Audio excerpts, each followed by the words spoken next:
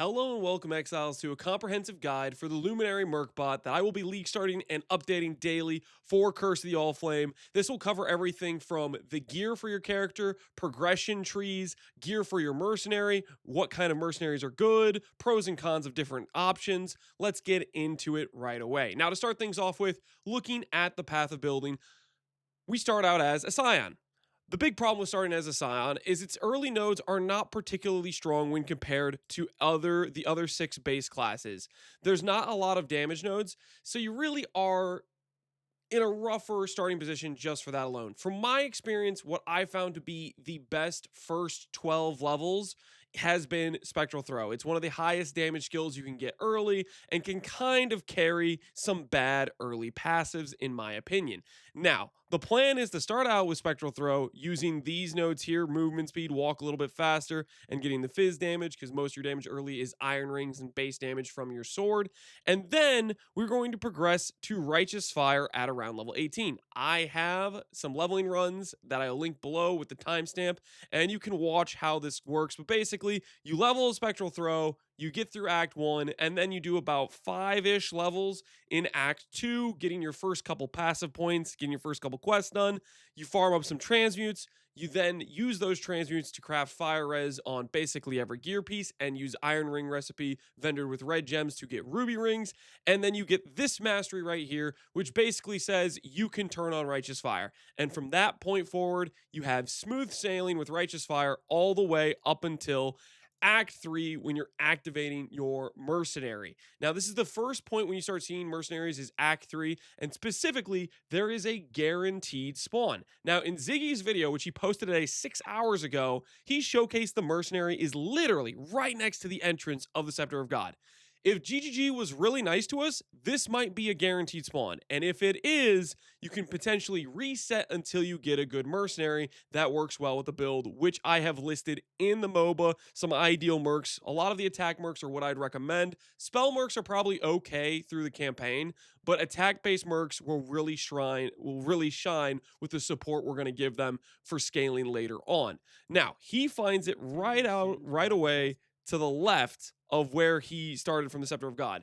Potentially, you can click Create New Zone and just reset until you get one of the better mercs, I believe will be possible. In the patch notes, they did mention the guaranteed spawn mercs will have no rucksack, which means they're saying, hey, you're not allowed to farm this for loot, but we'll let you try to probably respawn and get a good merc, which I believe is what they're trying to do, basically allowing you to choose what type of merc you want to start with, and that guy will level up with you through the campaign.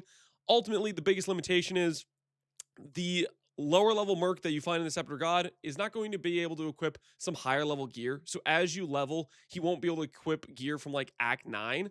But I think the most important thing for your mercenary is really just that it's the correct type. And then maybe throughout the campaign, you'll find that same type again with a little bit better supports, a little bit better skills, and you can upgrade and keep moving on.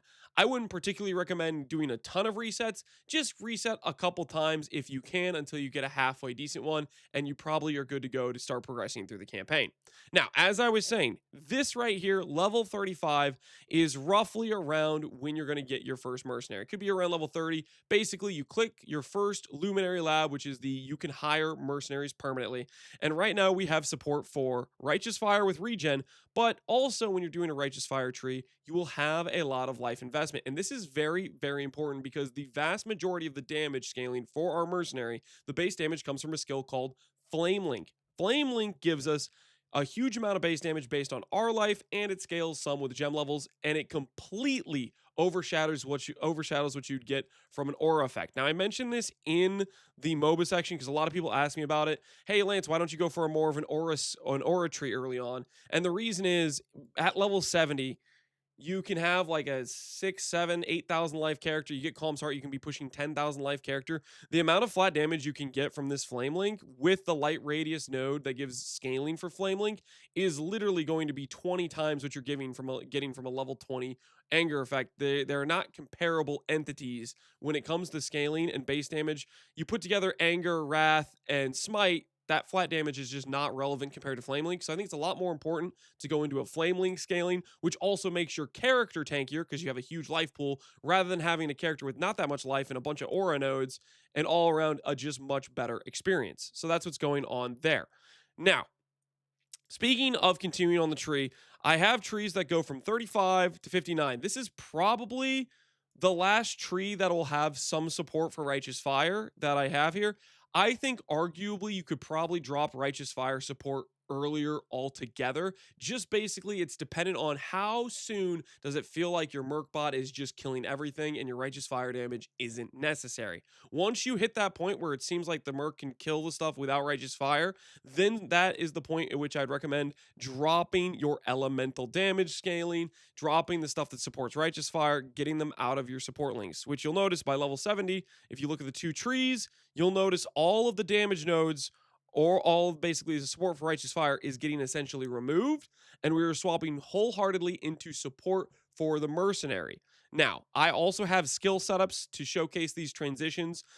Level 35 is roughly the skill gems that you'll be using when you have Righteous Fire and you're trying to support the Mercenary as well with a Flame Link that has Life Tap on it. But then by level 70, this is when we've swapped into a full Merc Bot. We've swapped into Blood Magic, which makes all of our mana problems disappear and allows us some pretty decent skills to support the Merc, which I'm going to go into some detail on. So to start things off with, Flame Link is obviously our huge damage multiplier to our Merc, but that's not the only thing that can multiply damage. You'll notice there is a Storm Blast Mine here, and I'm going to talk about this real quickly. Storm Blast Mine gives 3% increased damage taken to nearby enemies as a aura, and it can quality up to a 1% with 20 quality. If you get another 20 quality of like, if you do like enhance or something like that, you can get it up higher to make it go for 3% to 4% nearby enemies taking damage to 5%. And if you equip this with Minefield, you can throw up to 18 mines. So at baseline, 18 mines next to an enemy, 4% increased damage taken, you're looking at 72% increased damage taken, which is a huge damage multiplier. That's why at level 70, we have these nodes clicked. It's just because it's a big damage multiplier. Do I think you're going to need this? I actually don't. I think this is a try-hard thing. If you want to go for maximum damage, you'll go for Mines Can't Be Damaged with some throw speed, and you'll do the Swift Assembly Storm Blast Mines. I'm going to be doing this initially on League Start, but I believe later on the character's damage is going to be so insane that I don't even necessarily think I want to end up wasting or using points for this, and I may end up dropping these nodes altogether later on. So that initially is what these are for. It's for making the enemies take increased damage. You only need it on bosses, like the harder, tankier bosses. You see them do their dialogue. Just chuck some mine downs. You have nothing better to do with your time. All you're going to be doing when it comes to doing bosses is chuck some mine downs. You could put Assassin's Mark on it, which will last the entire fight, or proccing your Warcries like Enduring Cry and Battle Mage's Cry. Now, one more thing that I want to note on this tree that might look weird to some people is there is a mastery. This mastery is 30% light radius. The reason we are clicking this is because of the ascendancy point from Luminary. Light radius applies to your Flame Link buff skill. When we've hit this level 70 mark with just that mastery, a Nycta's Lantern, some rares with light radius. There's one more node on the tree, Light of Divinity. This node right over here gives 10% light radius. Just with those things included, we'll have 150% slightly more buff effect or scaling to the Flame Link, which will result in a Flame Link that's giving just a massive amount of flat damage. So that's what's going on there. This does have the downside of when you have a build that doesn't have much ES, your ES keeps getting taken out. A lot of times you won't have light radius. Eventually, later on, there's maybe some angles to get around this. Like, for example, you could do Divine Flesh, which would make all damage bypass your ES, so you're always on full ES. There's ways around the light radius thing, but 30% light radius is nothing to scoff at.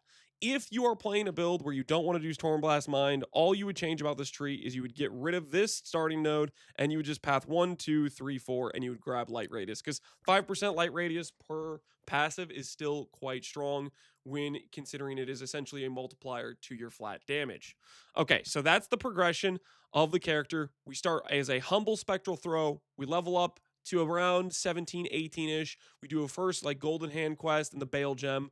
We get our Righteous Fire. We've sold a bunch of un-ID'd magic and rare items to get transmute shards. We have a stack of transmutes. We do vendor recipes for ruby rings, and then we craft fire res and everything, and then we swap to the skills for Righteous Fire, which are labeled right here. This is your initial RF skills that I'd recommend, and then later on, when you get to the Act 3 and you're progressing towards getting your first mercenary, then you'll swap to these skills. I want to make a note real quick here. You'll notice initially we have Purity of Elements and Haste. The way this gets enabled in that 35 tree is because of this mastery here with 12% reservation efficiency. If you don't have this mastery, you will literally reserve all your mana and you won't be able to cast anything. So don't go for the double 50 auras until you can get this mastery. And then further on, as you get progressed on skills, level 70, we are swapping to a blood magic setup with the level 70 tree. And this is when you're dropping haste as an aura and you're using it as an eternal blessing. Haste is one of the most important auras to scale mercs early on because you can't get a lot of attack speed in many places. And luckily for us, the Kineticist, which is the ideal merc I'd recommend starting with, that merc can spawn with haste, and then you don't really lose out on the haste when your merc comes with haste built in. Some other mercs don't have haste, but they have other benefits, and you can kind of judge what you think is worth it. I think Purity of Elements is one of the most important reservations because it A, caps their resistances, and B, it means no ailments will happen to you or the merc, so it solves two of those like vulnerabilities to where the merc could die. For the most part, the mercs are going to be very tanky. From Ziggy's video, he says through the entire campaign, not a single merc died, and he wasn't even supporting it. He wasn't running Purity of Elements from what I can tell. He wasn't trying to protect the merc in any way. So baseline mercs tankiness seems to still be very, very strong, like it was in Mercenaries League. That's not to say we shouldn't invest into some defenses for our mercenaries, but that's just to say for the people that are worried, hey, Lance, what's the backup plan if the merc dies? For the most part, you're going to die before the mercenary. And then if you follow my tree recommendations, the mercenary is going to not really die at all, ever. And what do I mean by that? Well, there's a few things you might notice in the level 70 tree. And I start clicking some of these nodes at level 59. You might notice there's some Warcry nodes. Why am I doing Warcry nodes? That's because Battle Mage's Cry and Enduring Cry are extremely powerful. These war cries give you A, endurance charges for you and your mercenary, B, a boatload of regen. So when you click Enduring Cry, if you've procced it on you and your mercenary is just basically never dying because it's a ton of regen, especially with the buff effect scaling you get from these nodes.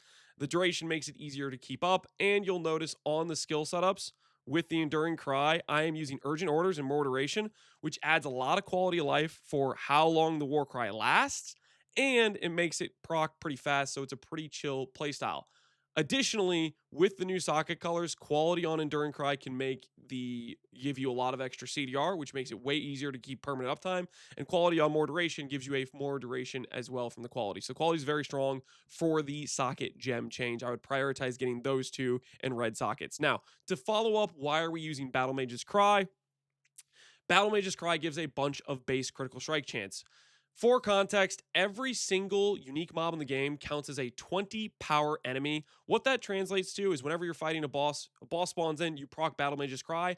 Battle Mage's Cry will give 2 base crit chances, which is very important because mercenaries come with a very high crit multi. So whenever you can give them base crit chance or additional increased crit chance through things like power charges, for example, they benefit very, very heavily. As an example, in Mercenary League, which we'll see if they've rebalanced this or tweaked the numbers, we're getting the passive stats, so this will be nice to actually know what the real numbers are. But in Mercenary Leagues, people equipped the Malagaro's gloves, which sets crit multi to 300 multi, and when they did that with mercenaries, it lowered their damage.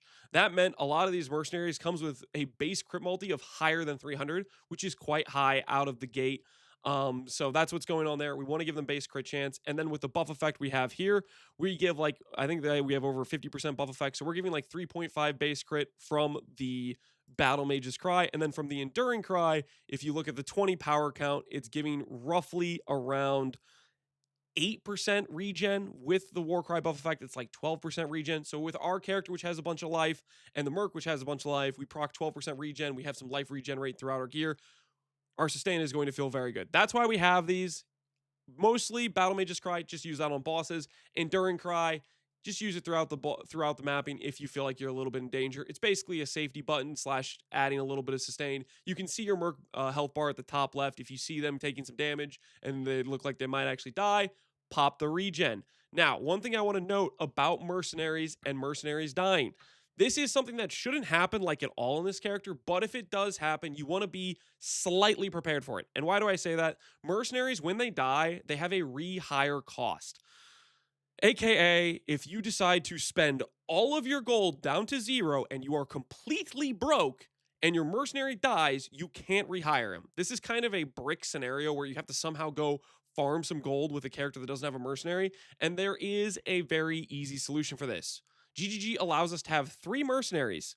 Basically, whenever you find a new mercenary with some halfway decent skills, hire them. These are your bench players. These are your B team. If you ever accidentally have your main mercenary die and have no gold and can't rehire him, the B team is there, so you can say, "Hey, you're up.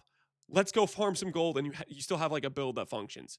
This is not something you should run into any issues with for the most part at all. I don't think mercenaries are going to die much at all if you're following the character. If you're giving them purity of elements, you're giving them enduring cry, they should be basically invincible.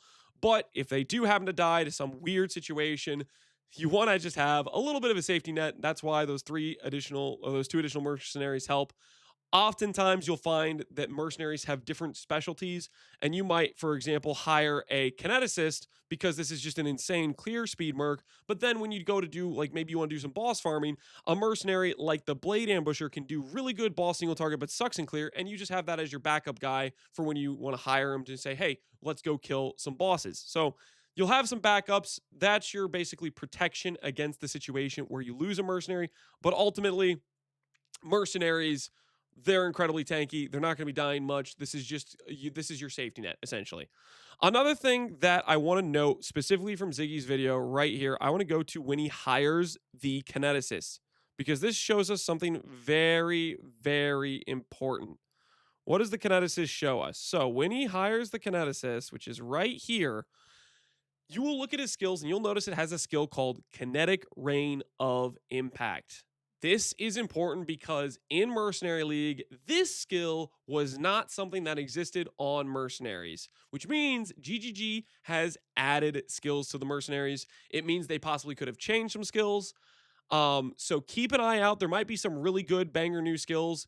We're going to have to find out on the launch. I have written down information based on what we knew previously about the Mercs, and some of this stuff is subject to change. When I progress the character, I will be updating the guide with what I figure out, but that is something to keep an eye out for. Is some skills might be really good, some things might be worth testing.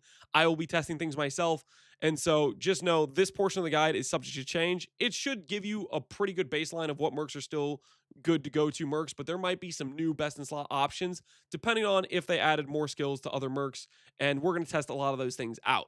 So yeah, that's something to note from the Ziggy's video. This is the most of the stuff that covers the important details of the mercenary. He never had him die during campaign. From what I could tell, he wasn't even supporting the Merc properly, and it was still like half the damage output when I was going through the clips. I mean, he was still maybe the main damage output, but if you're talking about a mercenary when you're not supporting with Flame Link, you're talking about a mercenary that has just basically none of its base damage. So our Flame Link Merc, from this footage, has filled me with confidence that mercenary is going to be very, very strong on Leaguestar. Considering Ziggy's footage, it looked like it was actually making some impactful damage to the bosses, and he was not supporting it with Flame Link. He was not giving it scaling. It wasn't what his goal was. He was making a character for Stormburst, and that's just to say the Mercs, I think, are going to be kind of busted. All right? So hopefully that fills you with some confidence for the league start. Some other things I want to talk about real quick here is the buy list. This code right here is a BetterTrade buy list. You can click over, hover, Control C, make sure you highlight the entire text when you're copying this. I also have it in the guide in underneath the mid-game gear section. There's the BetterTrade copy text here as well. And what this is this is your basically list of cheap early power along with some weighted sum searches. So for example, early on, let's say you get your first chaos and you want some bonus damage for your Merc, Learcast. It's a pretty cheap, common item. Comes with some life, which the current version is 50% nearby damage and like 100 flat life. Grabbing something like this early on, fantastic early helmet. There's things like this that are going to be decent for you early on. Belt Deceiver gives Intimidate. These are just like some common T5s. More important, stronger items, which you're going to want to go for later on. Nycta's Lantern. This gives up to 50% light radius with its current version, and technically I think it can get Volatile Valve for 60%. This will be one of our best in-slot items, and we'll carry it for a very long time because it scales Flame Link effect. But yeah, these early items are just some early uniques you can try to buy that would be decent for the build. Not mandatory item, but items I would definitely recommend. And you'll see that is also listed in the mid-game gear section. I have some of those items on with some rares just to showcase kind of what you want to shoot for if you have a character going into like yellow maps and you have your first, I don't know, 50, 100 chaos and you want to make some purchases. These are some items to look at. Not only do we have some early game uniques to look at, I also have weighted sum searches for rares. Now you'll notice on the text here, a lot of these say player and a lot of these say Merc. Because we're a Merc bot, there is two gear sets we care about. There's the gear we're putting on our character, and there's the gear we're putting on the Mercenary. So the Merc gear is for the Merc, and the player gear is for your character. So, for example, some differences you'll notice here is on the player gear, I have put which is saying, hey, this gear piece has to have light radius. I've done that for every piece that can roll light radius. It's basically your most important stat. And for some items, there's uniques that have way more light radius that you can get on a rare. For example, Nycta's Lantern is a great example. But if, let's say, Nycta's Lantern is too expensive and you're looking for a generic rare, I also have a player rare one hand, which is just a weapon that has like a +1 and it has a light radius roll. So that's what these kind of are. The player items are items that are searching for more optimal mods for your character, light radius, and then a weighted sum search for life, res, strength, dex, int, life regen, stats like that. Now, when it comes to using these weighted sums, all you have to know is this number right here is your minimum weighting that you want the trade search to show. The way to put it simple is the lower the weighting, the worse items it's going to show. You increase the weighting and it's going to start showing better items. What you can end up doing to optimize this system is kind of figure out what your budget is, and you can change the minimum buyout or maximum buyout price. Let's say you have at most you can spend 10 chaos orbs. You can search within that price range. You can click the sum number here. This is giving you the total of the weighted sum. You can click this and it'll show you the highest weighted sum item within your budget. This is a good way to use the search for basically updating this number or setting a max number and then searching by what's available. And of course, this will actually go in descending order from the highest sum values to lower sum values. It'll show you a lot of items that are similar power levels. And of course, keep an eye out for open prefixes, open suffixes, and craft yourself some useful like chaos res or life. You got the idea, right? You use the weighted sum searches. They're basically showcasing all the useful affixes for a rare piece in this gear slot, just giving you a way to quickly search for some decent upgrades for your character on a budget. That's what it's there for. I try to set these weighted sum numbers on the lower end, so they should show very like super dirt cheap items. And then as you get more budget, you want to start increasing this. Eventually, you will leave the weighted sum search behind to craft some like super min max gear when you start talking about fractures, abyss jewels, stuff like that. But for the time being, this is your league start friend. You want to use it for buying yourself upgrades. Now, for player gear, it was all about res, life, regen, light radius. For Merc gear, there's a bit of a different focus. For Merc gear, it's all about flat damage, attack speed, percent damage rolls, accuracy. Stuff like this is what you need for mercenaries to get them online. I don't even have Ellie Res on here. The reason for that is the Ellie Res is going to get mostly capped from things like Purity of Elements, and you can do a couple of bench crafts here and there, so I didn't prioritize it. I wanted to emphasize you want to go for damage gear pieces on your mercs.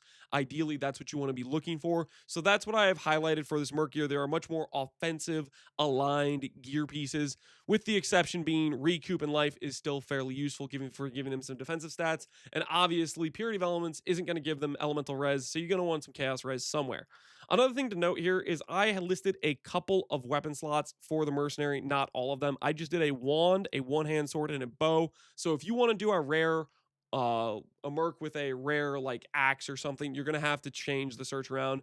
Keep in mind, most of this search is like basically just saying, hey, we're looking for spell damage for the wander mercs or some flat damage. That's kind of the things that matter for these, which for the bow merc, technically you don't need spell damage. I could actually substitute that for elemental damage with attacks like so.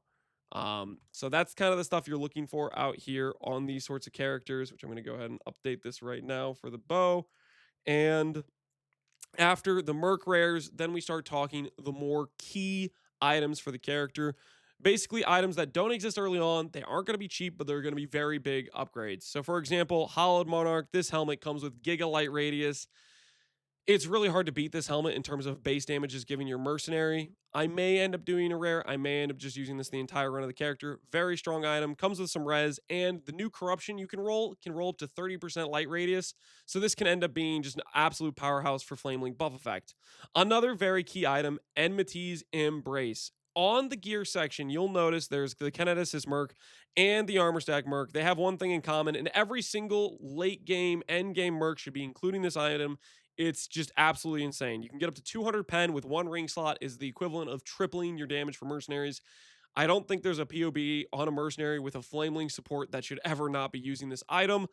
And essentially what you can do is you can get an untouched soul, have a bunch of white sockets in every gear slot of the Merc that are all empty, and all of a sudden, with just untouched soul, you effectively have 200 pen, and that's the combination that you want to be looking for. This is a late game, or not early game, but it's going to be one of your first expensive pieces you're going to want to get is this ring for 200 pen.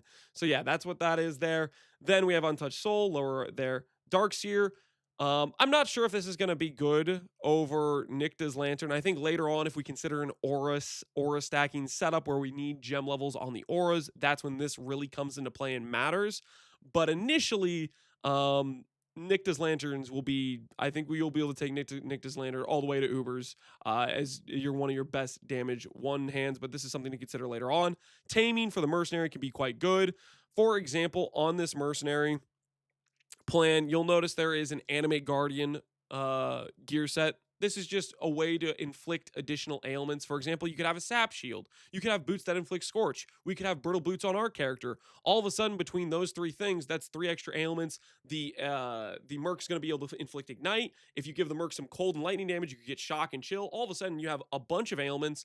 And then Taming is a ring that can give up to like 50% increased damage per ailment on it. So that's what that is there. It's very strong, powerhouse, unique items like this early on that will really carry a lot of your mercenaries' baseline damage. So that's what some of this stuff is. And then later on, Foulborn Red Dream Adorned. If you really want to lean into life stacking, this is how you do it. I didn't go much further on the list because there's some crazy, outlandish min-max items like getting your Mercanimus, getting yourself a Mage Blood. There's things like this that are really expensive, but when you're talking about those purchases, I think we're just going to blow up the list and make it a bit too long. And I don't want people to get confused and start thinking they need to prioritize getting a Mage Blood over getting things like this, which is going to make their character uber viable and it's going to be way less expensive. So that's what this list is. It's pointing you in the right direction for getting your gear early. And all you need to get this list is simply to copy the code, make sure you highlight the entire text. If you don't highlight it, the entire text is not going to work. Control C, and then you go over to the trade, and this is the Better Trading extension. Import folder, Control V, boom. It should say Luminary Merc Bot with 34 bookmarks. So that is how that works. Whew. Hopefully that makes sense. Now, following up for the character's Ascendancy Progression. And this is going back to the Flamelink is just better than Aura's thing. We are going to be going initially for Noble Blood. That's obviously the only node we can take. That's when we first get our first Mercenary in Scepter of God. But then after that, we are going to straight book it to Golden Glory for our Merc Lab. This thing is the multiplier on the base damage of your Merc.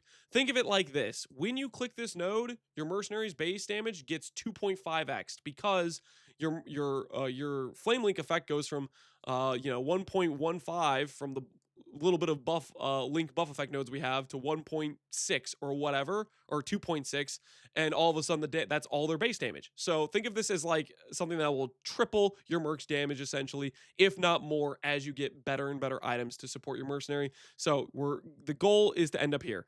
Obviously, Oath of Fealty adds massive quality of life where you only have to click the link skill once at the start of the zone. It is one of the weaker nodes of the Ascendancy, but ultimately massive quality life, and I'm very, very happy with this. You'll be really happy when you get it on Cruel Lab and no longer have to repeatedly click the link skill every 10 or 15 seconds or whatever it is with the amount of duration you have. Now that is your Merc Lab. Your Uber Lab will be later on, and that's when you're going to start considering things like Unique Ring, Unique Belt, Unique Amulet, or the weapon Legendary Arms. Unique Ring, I think, is just always your go-to slot because of enmities, but initially, you won't be able to afford enmities. Now, some options can be the ability to put on Censure of Benevolence, and you can also add in Assaulters on your Merc. I don't know if this is going to be pretty shoddy uptime Assaulter or Soul Eater, but it might feel really good in mapping. That's something you can consider early on for some of these unique items before you can afford enmities.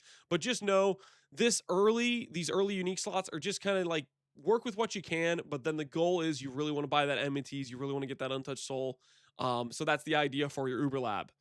All right, so that should cover most of the progression and the idea of the character. To follow up with a little bit of notations about these gear sets and what these mean, um, RF swap is just telling you, hey, get fire res on your gear. It's a benchcraft. It'll cost you 1 transmute. Put it on everything when you swap to righteous fire. The mid game gear, this is more to say, hey, you've entered maps. You have some chaos to your name. What are some priority upgrades? Things like Nycta's Lantern, huge for light radius. Calm's Heart, huge for base life scaling, which helps out your flame link base damage.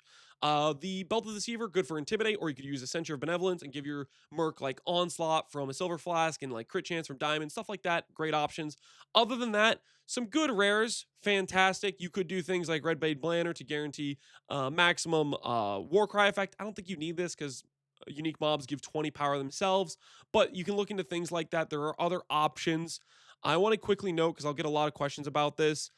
Hands of Freesia. These gloves were insane in Merc League because aura effect scaling worked on Pyroclast to Sabotage, and it also worked with Generosity. That bug for Generosity has been fixed, so no longer will it work where you get the aura effect of Generosity, and you want your auras to affect you as well. And then on top of that, you no longer scale Pyroclast to Sabotage, which scaled with aura effect for a massive amount of base damage. Your base damage is going to be coming from Flame Link. So I think it's quite devalued. I think a rare gloves is fine here. Maybe late game in an aura, more aura-centric Giga Chad high-end gear setup, we'll reconsider Hands of Freesia, but on Leaguestar, I don't think it's particularly necessary to force.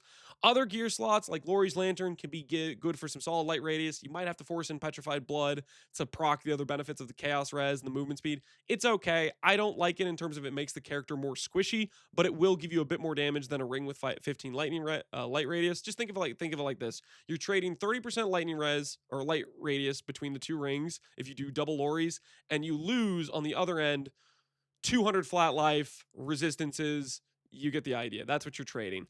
Amulet, of course, there is a Foulborn Hinakoras for 50 light radius. This could be a decent damage multiplier early. I think late game, you definitely still want a rare Amulet here or something like a Defiance for super tank options, but those are something you could consider as well. So yeah, that just goes over some of the rare gear. This is just to showcase you some starter gear to look for. All right, now, aside from your character's gear, let's talk about the campaign Merc gear.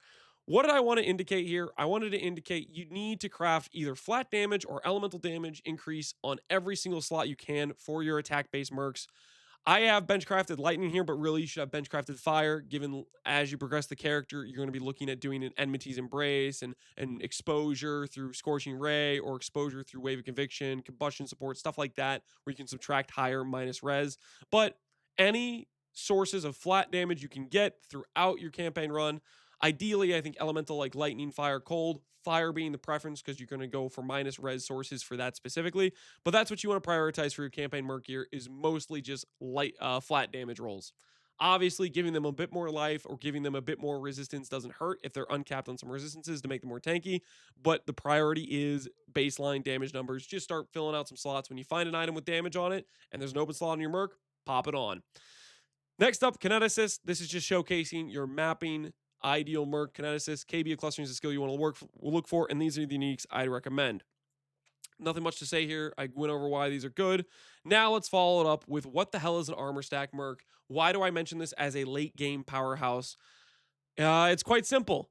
This sword right here, Replica Dreamfeather, is a ridiculous damage multiplier. One of the biggest questions for a mercenary bot is how do you give the Merc bot percent increased damage? And this line right here, 1% damage per 450 armor, that's how you're going to do it. And the way you get this done is you give the mercenary items like Untouched Soul. You give them a chest piece with evasion is increased by overcap cold res, helmet that says armor is increased by overcap fire res. You run Grace and Determination with a high aura effect, and all of a sudden you have a recipe for a character that has very high armor. And you might be wondering, wait a second, Lance, how are you running Grace and armor? How does the Merc have iron reflexes? Well, there's a sword that gives iron reflexes, so that's how. It's a very hilarious thing. Grelwood Shank, you can actually give keystones to mercenaries, and it does work, and you'll see it will be reflected on the stat sheet. So that's kind of the combination here. The big issue with this setup, you may have already seen, is wait, Lance, you have more than 2 nodes invested in uniques. With this setup I'm showcasing, I have a unique ring, I have unique weapon slot, and I have unique amulet, and I have unique helmet. I actually don't think late game this will be the goal. I think Flame Link scaling is probably way too good to give up, and we might have to figure out how to make this setup work with a rare amulet and a rare helmet, which could mean giving up Formless Flame as well as giving up Untouched Soul. The replacements for these would probably be like something like Reflected Res Simplex, or, for example, Formless Flame. Maybe you can enshroud that onto a different unique base where the armor increase by overcapped is actually like the mod it gives to the new helmet, and then corrupt that to rare. Something like that might work. That's kind of the theory craft I'm working with here, but this is just showcasing the concept of how an armor stack Merc works for those of you who were curious about it. And then last but not least, Animate Guardian. What is this? It's just something that can give some extra utility buffs. For example, Sap gives a damage reduction or makes enemies deal less damage. Scorch makes enemies have more increased lowered resistances.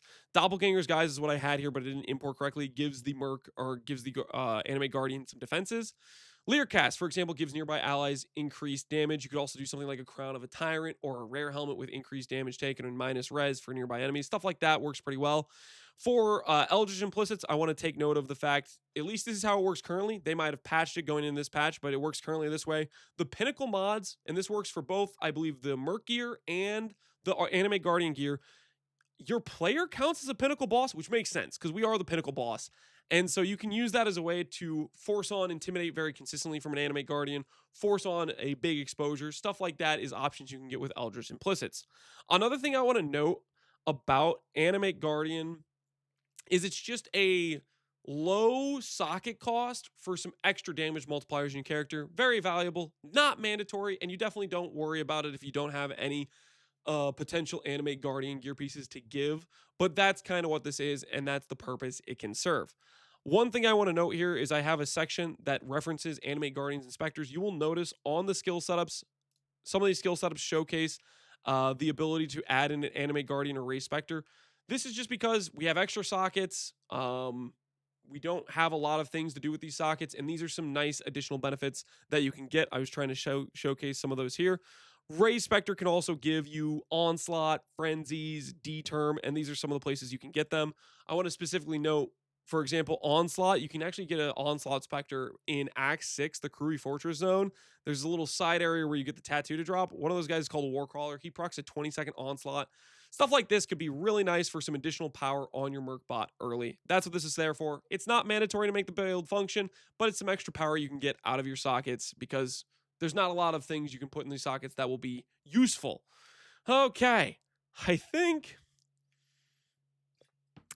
that covers pretty much everything. I know I was blasting through this information.